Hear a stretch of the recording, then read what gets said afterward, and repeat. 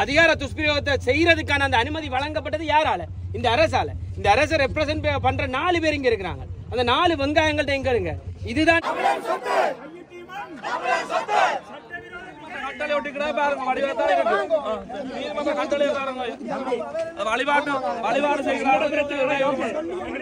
போராட்டம் மட்டும்தான் போகலாம் என்று சொல்ற இந்த ஸ்ரீலங்கா போலீஸ் கொடுக்கக்கூடிய நீதிமன்ற உத்தரவு, இந்த ஸ்ரீலங்கா நீதி, இதுல எங்களுக்கு நம்பிக்கை இல்ல. மண் துறந்த புத்தனுக்கு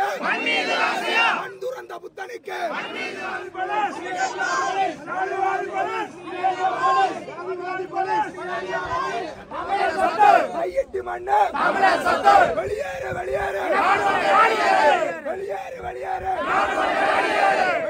வெளியேறு வெளியேறு இந்த மண்ணங்களே இந்த மண்ணங்களே இந்த மண்ணங்களே வெளியேறு வெளியேறு வெளியேறு வெளியேறு வெளியேறு இடமல்ல அல்ல கண்ணா අරිද මේ වගේ ඉන්ටිමේෂන් කරනවා හරිද මේක ලැජ්ජ නැතුව මේ යුනිෆෝම් දාලා ඇවිල්ලා ඉන්නවා මෙතන නීති විරෝධ පන්සල හදලා තියෙනවා ඒකට ආරක්ෂා හදනවා ලැජ්ජ වෙන්න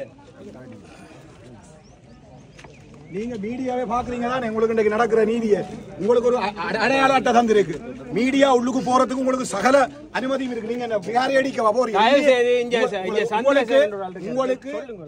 உங்களுக்கு பாருங்க இன்னைக்கு நடக்கிற ஒடுக்குமுறை உங்களுக்கு ஒரு அடையாள அட்டை கவர்மெண்ட் இன்ஃபர்மேஷன் டிபார்ட்மெண்ட் தந்திருக்கு அரசாங்க தகவல் திணைக்களம் உங்களுக்கு எங்கேயும் நீதி சேகரிக்க முடியும் இந்த ஜனநாயகத்தினுடைய ஒரு செய்தியை சேகரிக்க முடியும் உங்களுக்கு ஜனநாயகத்தினுடைய ஒரு தூணாக இந்த அடையாள அட்டையை தந்திருந்தா உங்களை உள்ளுக்கு போக விட இல்லையா நிர்வாகம் என்று சொல்லிக்கொண்டு நெல்லியடியினுடைய இந்த ஓஐசி இதுல இருக்கிறார் அவருக்கு எதிராக நாங்கள் நடவடிக்கை போலீஸ் நிலையங்களுக்கு இருக்கிற அந்த சட்டத்தை அவர் தனக்கு கையில பாவிக்கிறார் கையில் எடுத்து உங்களை அனுமதிக்க முடியாத இடத்துல தான் இந்த மக்கள் நின்று போராடுறோம் தயவு செய்து மன்றாட்டமாக இருக்கிற இந்த செய்திகளை கொண்டு சேருங்க இல்ல நீங்க இங்க ஒருத்தர் இருக்கிறார் தானே ஜேபி பிரதான நபர் சந்திரசேகரன் இன்றைக்கு இங்க ஒரு அதிகாரம் படைச்ச நபரா இருக்கிறார் தயவு செய்து அவர் எங்க சந்திச்சாலும் கேளுங்க இதுதான் அவங்களோட நீதியாண்டு முதல்ல கேளுங்க அவங்களோட வேற எந்த எதுக்கும் அனுமதிக்க வேணாம் ஏதோ உலகத்திலேயே நீதி வாய்ந்தவர்கள் அவங்க இடதுசாரிய தத்துவம் பேசுறவங்க தங்களை காட்டிக்கொள்றவர்கள் எந்தவித நீதியமற்றவர்களாக ஒரு ஒரு ஆவணம் இல்லை இவங்களோட கையில ஒரு வீதியை மறைக்கிறதுக்கு ஒரு ஆவணம் தேவை ஒரு ஊடகவியலாளரை மறைக்கிறதுக்கு ஒரு ஆவணம் தேவை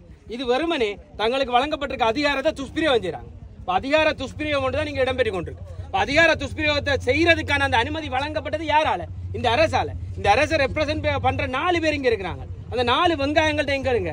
இதுதான் நீங்க வழங்குற ஆட்சியான் எங்க கண்டாலும் கேளுங்க. இங்க இருந்த வாக்கு போட்ட மக்கள் முதல்ல வெக்கப்படும். இந்த மாதிரியான அதிகார போக்கையும் இந்த மாதிரி அக்கிரம போக்கையும் தான் இவ்வளவு காலம் கண்டிருக்கிறோம் நாங்க. இதன் தொடர்ச்சி தான் இந்த அரசாங்கம் செய்து கொண்டிருக்கு. அப்ப இந்த அரசாங்கங்கள் இருக்கிற நபர்களை கண்டு அவர்கள எம்பி மேல கண்டு நீங்கள் உடனே கேட்க வேண்டிய முக்கியமான கேள்வி எங்க சந்திச்சாலும் இந்த விசர் கூத்துகளை காட்டாம முதல்ல சனத்துக்கான நீதியை வழங்க சொல்லும். ஒரு நாடு நீதி இல்லாத நாட்டிலே எதுவுமே உருப்படியா இருக்காது.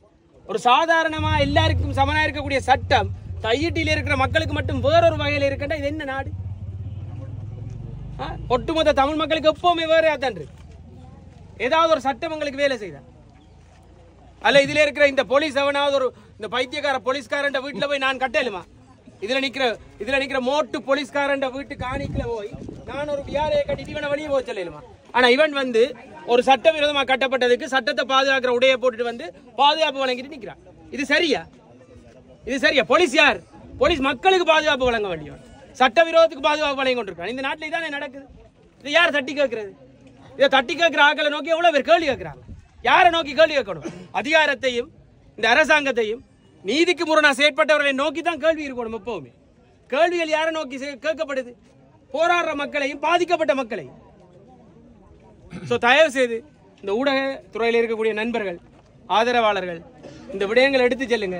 குறிப்பாக இந்த யாழ்ப்பாணத்தில் இருக்கக்கூடிய வெரளிகள் பாராளுமன்ற உறுப்பினராக இருக்கக்கூடிய வெரளி கூட்டங்கள்ட்ட காணேக்கில் இந்த விஷயங்களை எடுத்து உண்மையா நீங்க சொல்லணும். வேணுண்டா இது ஒரு இனி இல்லைன்னா மோசமான ஒரு ஆக்கிரமிப்பும் அராஜகம். இந்த அராஜக போக்குக்கு ஒரு பொழுது நாங்கள் இசைந்து போகக்கூடாது என்ற விஷயத்தை நீங்க இங்க இருக்கக்கூடிய ஆட்களுக்கு தயவு செய்து எடுத்துக்கொள்ளுங்க. நன்றி. அனைவருக்கும் வணக்கம். நான் ராஜ்குமார் ராஜீவ்காந்த், மக்கள் போராட்ட முன்னணியினுடைய தேசிய நிறைவேற்றுக்குழு உறுப்பினர்.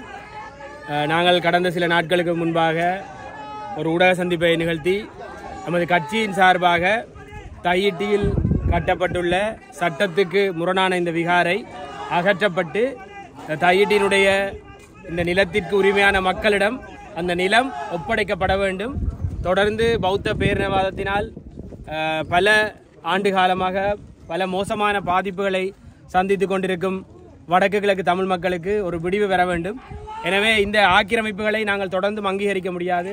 இந்த ஆக்கிரமிப்புகளுக்கு நாங்கள் பயப்பட முடியாது. அனுரவின் அரசும் தொடர்ச்சியாக இந்த ஆக்கிரமிப்பிற்கு தனது ஆதரவு போக்கை வழங்கி கொண்டிருப்பதை நாங்கள் பார்த்து கொண்டிருக்கின்றோம். எனவே இவற்றுக்கு எதிராக இங்கு ஒரு போராட்டம் இடம்பெற்றுக் கொண்டிருக்கின்றது. நீண்ட காலமாக மக்கள் போராடி கொண்டிருக்கிறார்கள். அதற்கு நாங்கள் பூரணமான எங்களுடைய ஆதரவை வழங்குகின்றோம். அது மட்டுமல்ல, இன்று இந்த விகாரையினுடைய அகற்றம் தொடர்பாக பலரும் பல்வேறு கருத்துக்களை கூறி வருகின்றார்கள். ஒரு விடயத்தை நான் தெளிவுபடுத்த விரும்புகின்றேன்.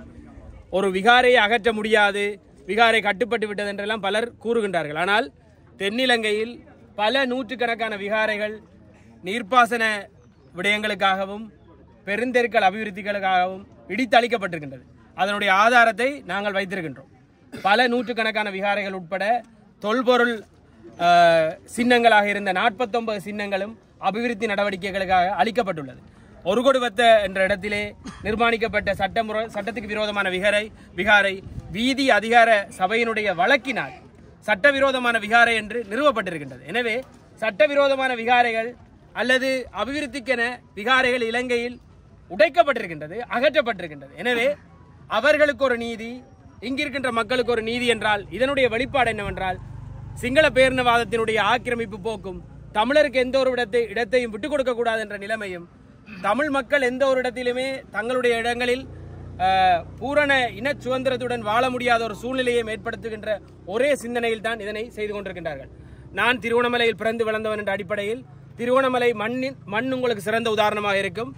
இப்படித்தான் ஒவ்வொரு சிறிய சிறிய விகாரைகள் வந்து பின்னர் அது குடியேற்றங்களாக மாற்றப்பட்டு அங்கு இன்று தமிழ், சிங்கள, முஸ்லீம் மக்கள் என்று 3 இனமும் சரிசமனாக வாழ்கின்றார்கள். அந்த யுத்த காலத்திலே எங்களால் அதனை எதிர்த்து சரியான முறையிலே போராட்டங்களை நிகழ்த்த முடியவில்லை. சேருவில என்ற கிராமம் அனுராதபுரத்தில் இருக்கின்ற சிங்கள மக்களை கொண்டு புதிதாக உருவாக்கப்பட்டது. இதனால் என்ன விளைவென்றால் இலங்கையை பொறுத்தவரையில் மாவட்டத்துக்கு மாவட்டம்தான் சகல விடயங்களும் நிர்ணயிக்கப்பட்டிருக்கிறது. பல்கலைக்கழக அனுமதி உட்பட பாராளுமன்ற உறுப்பினர் உட்பட அனைத்துமே மாவட்டங்களுக்கு என்று வரையறை செய்யப்பட்டிருக்கின்றது. மாவட்டத்தினுடைய இனப்பரம்பலை சிதைக்கும் பொழுது எங்களுடைய உரிமைகளை நாங்கள் முற்றாக இழக்கின்றோம்.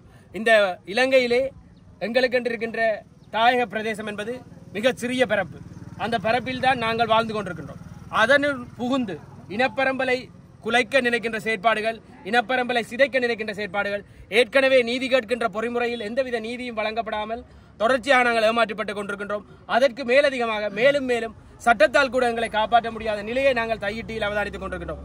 ஒரு மனிதனை ஒரு நாட்டில் இருக்கின்ற சட்டம் கூட காப்பாற்ற முடியாத நிலையில் இருக்குமாக இருந்தால் அவனை விட உரிமையற்ற மனிதன் இந்த உலகத்தில் யாரும் இருக்க முடியாது. எனவே இந்த பிரதேசத்திலே இந்த காணிகளை தொலைத்துவிட்டு நிற்கின்றவர்கள் உரிமையற்றவர்களாக நாங்கள் பார்க்கின்றோம். உரிமையற்றவர்களுக்காக யாராக இருந்தாலும் நிச்சயமாக குரல் கொடுக்க வேண்டும். எங்களுடைய குரல் அவர்களுக்காக ஓங்கி ஒலிக்க வேண்டும். அனைவரும் இந்த நேர்மையான நீதி கேட்கும் போராட்டத்திற்கு கட்சி பேதங்களை மறந்து அனைவரும் முழுமையான ஒத்துழைப்பை வழங்க வேண்டும். இந்த போராட்டம் ஏதோ ஒரு அடிப்படையில் நிச்சயமாக வெற்றி பெற வேண்டும். இந்த போராட்டத்தின் வெற்றி என்பது வெறுமனே இந்த பிரதேசத்தில் இருக்கின்ற மக்களின் வெற்றி அல்ல, இது அனைத்து தமிழ் மக்களின் வெற்றியாக அமையும். இது வெற்றி பெறும் பட்சத்தில், ஏனென்றால் நாளை யாரினுடைய வீட்டு காணிக்குள்ளும் வந்து யாரும் விகாரையை கட்டிவிட்டு உங்களை வெளியேற்றலாம் என்பதுதான் இந்த தையிட்டியினுடைய ஒரே ஒரு வெளிப்பாடாக இருக்கின்றது.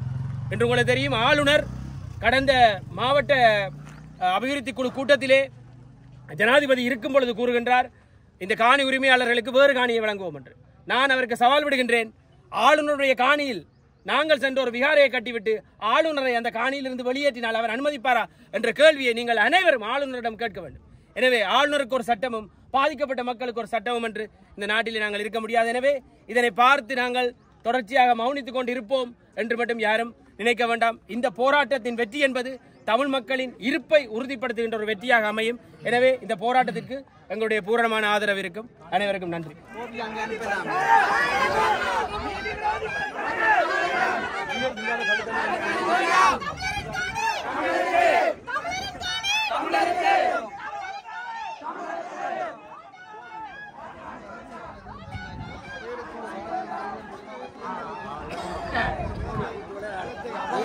விடயத்தை வன்மையாக